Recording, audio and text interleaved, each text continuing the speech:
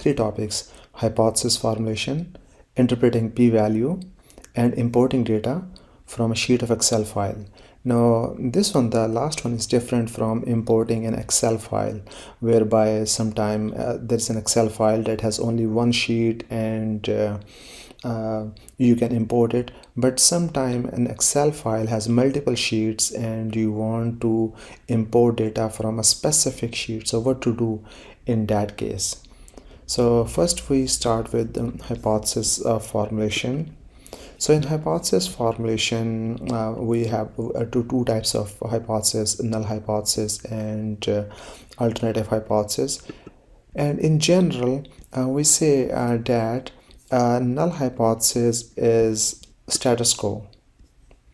So we say that null hypothesis is status quo and the claim is usually taken as correct. That's one way. Let me note these points here. So first I would say that null, it represents status quo. That's one way. And other thing is that claim is usually considered correct, is taken true. And then another way is that we assume that there is no relationship between two variables.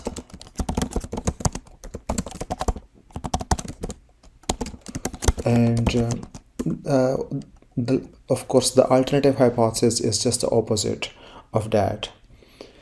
And one way to formulate this hypothesis is that you can start with null hypothesis, or you can also start with alternative hypothesis. So for instance, let's say we will be dealing with data that comes from an FTC file, and the background is that FTC, that's Federal Trade Commission, they have collected data. So for instance, here is data, and it's about weight of cans of coffee.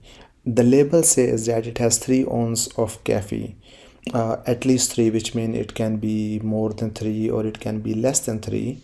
And FTC, someone at FTC believes that it's not true, it's not possible that these cans can hold 3 ounces of coffee. Now remember, in this case, it's not just about these 36 samples, but rather the purpose here is that the institution, that's FTC, they want to make an inference to the whole population of coffee cans that are available on the shelves in the retail market. So there can be millions of coffee cans, and it's not possible for FTC to sample or to open all those coffee cans and measure their contents. So what they will do is that they will just take a sample, and let's say in this case they have taken a sample of 36 coffee cans, and they measure their contents, and these are contents, and they want to make an inference based on that. So that's also a distinguishing feature why we do hypothesis testing. If it's only a matter of these 36 scans, then traditional statistical parameters like mean, median, average, quartile, quantiles, etc., they would be sufficient. But since here our purpose is not to make just an inference about these 36, but to make an inference about the broader population, about hundreds and thousands or maybe millions of coffee cans that we cannot sample, we cannot open. So therefore we will do hypothesis testing for this purpose. And again, in order to that hypothesis testing, we need to make null hypothesis and alternative hypothesis. So null hypothesis, in this case our approach could be that, so for instance we can say that status quo, which means if it says that it is 3 ounces of coffee at least, so we would say that okay, that's our null hypothesis, which means that a null hypothesis would be that the contents of coffee are at least 3 ounces, which mean greater than or equal to 3. So that's one approach to formulate null hypothesis. Another approach, the example of this approach is that which mean claim is usually taken true. So if the label it claims that contents are equal to or greater than 3 ounces, then we will take it as true. So that will become null hypothesis. And then the last approach is that we start with alternative hypothesis and then we go reverse, we go in opposite direction. So alternative hypothesis would be that what you want to know, what you want to do, what you want to establish, what you are looking for. So for instance, in this case, we can say that FTC, some officer believes that the contents of cans of coffee are less than 3 ounces. So that's what they are doing it. So that will become alternative hypothesis. And no, imagine, for instance, can in alternative hypothesis, can they make a claim or can they make this alternative hypothesis that contents are are greater than or equal to 3? No, they cannot do that, because that's not the purpose. I mean, if the contents are already equal or greater than 3, then why FTC wants to measure it? Then there's no point of doing it, because consumer rights are not being infringed. So FTC would only look for this investigation if they have doubt, reasonable doubt, that contents are less than 3.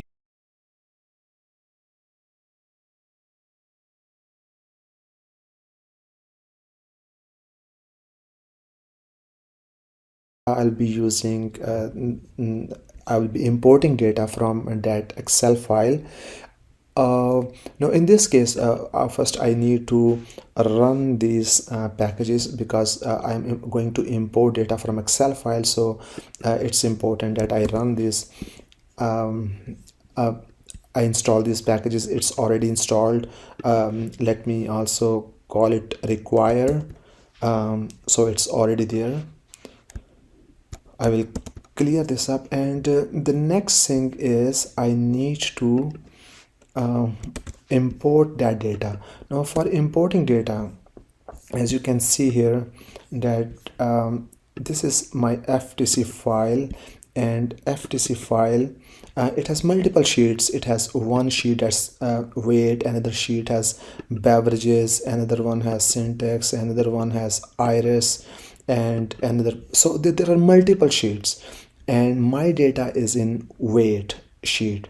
So for that purpose, I'll be using a different type of command. So for instance, I would say my file is equal to, because my file is an Excel file, so I'll be using read underscore Excel. So you see here that this read Excel suggestion appears. If this suggestion does not appear, then it means there's something wrong, which means either the package is not installed or it has not been invoked yet. So make sure that the suggestion appears here, because this suggestion appears, that means that it's ready. So read Excel. If you are using Mac, then you can use this one. First of all, quotes, and then this tilde sign, and then the slash, and then desktop. I'm using desktop because my data is on desktop. If your data is at another destination, please use that. So if your data is in downloads, you use download. Do not write desktop. But because I know my data is on desktop, so this is my desktop and this is my file, so I will be writing desktop. Please make sure that you are writing here the correct destination. Okay, and then desktop, and on desktop I have this file FTC, and then it's necessary that you specify the extension, that's XLSX, and then after that you will write here sheet. So you see here sheet also appears as a suggestion, and the name of sheet is weight. Make sure that all capitalization is there, and the name of the spellings are correct. So for instance, in my file it appears as weight and W is capital, so I'm using it as such. So I'm going to repeat it one more time.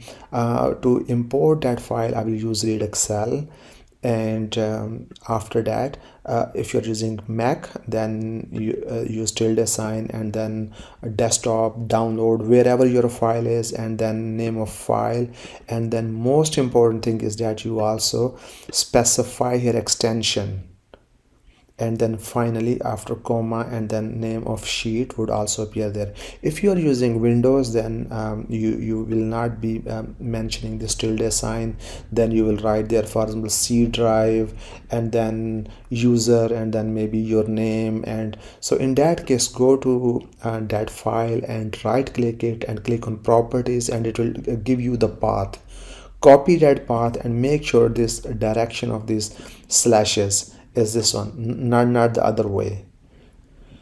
Okay, I will run it, and it is there, and I can check it by clicking my file, and that's right, this is data that I'm looking for, and I can attach it.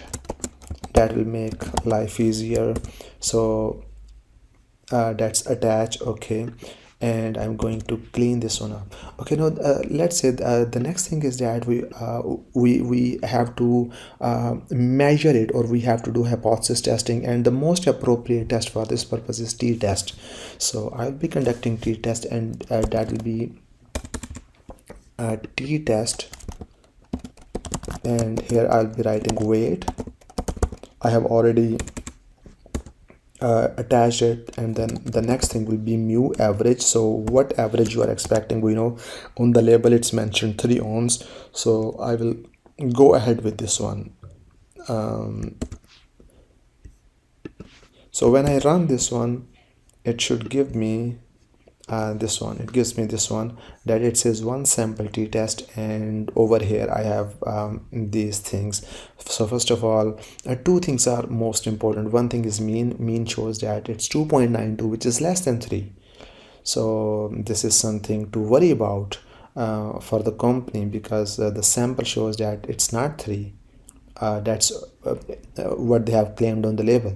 And second thing is p-value. I will explain p-value in a minute. And this is alternative hypothesis, and R has automatically made this hypothesis, which means true value is not equal to 3.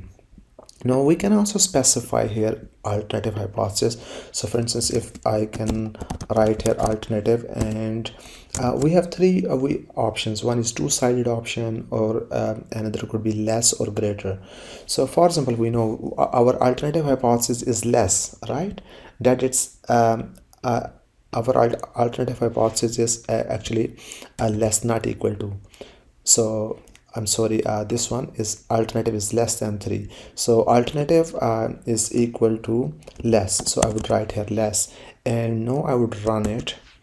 And once you run it again, you get similar type of results. The only difference is that first of all, we have here 2.92, that's a mean. Same mean appears here, 2.92. Here we have p-value 0.003891. Here p-value is 0.007783. That's exactly the double of this one.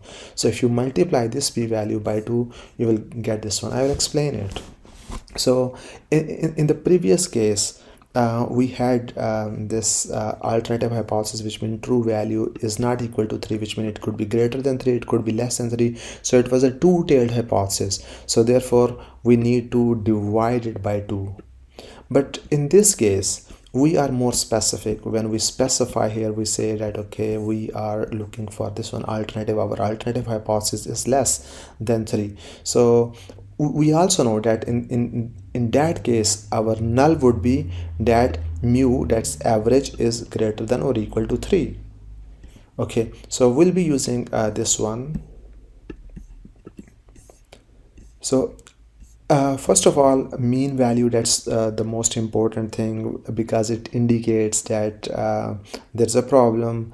The results of this analysis, they do not match with what's mentioned on the label, And second thing is that we know alternative hypothesis, we say true mean is less than 3, which mean our null hypothesis was that true mean is greater or equal to 3. And p-value is this one. Now this p-value, we can interpret it in a number of ways. The first thing would be, we would say that interpreting p-value,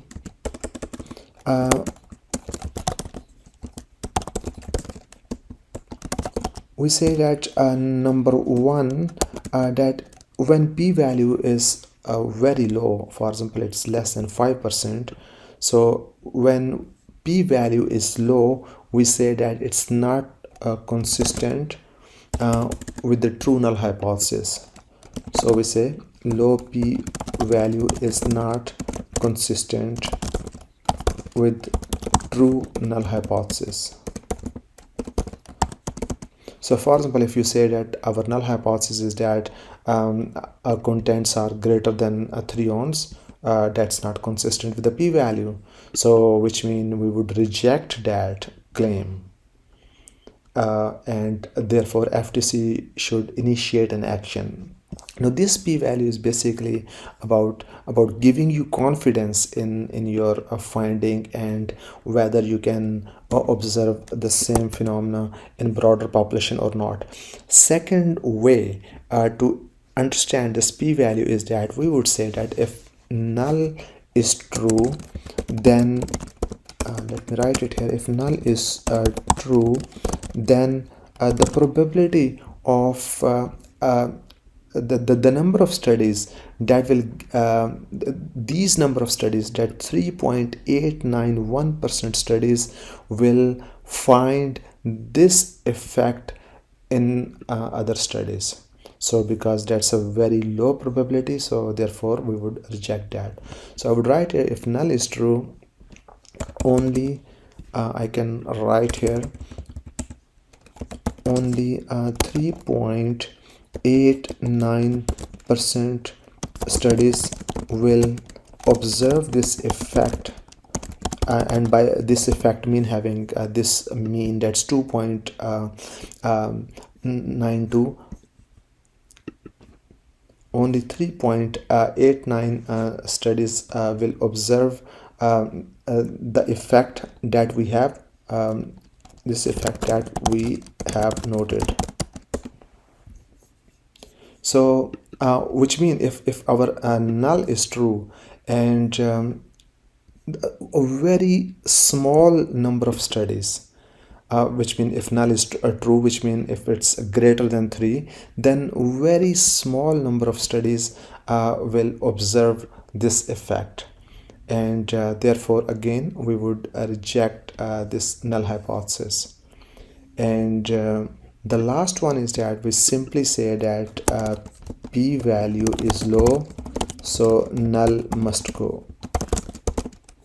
I mean, rather than interpreting it this way, we just make it a rule that whenever p-value is low, we would say null would be rejected, and our null was that our null is that it's greater than 3, so we reject that null hypothesis. We say that no, that's not true.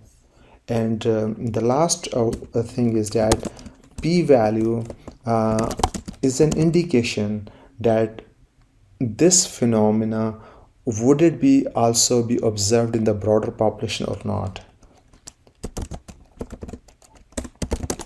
If this effect would be observed in the broader population or not.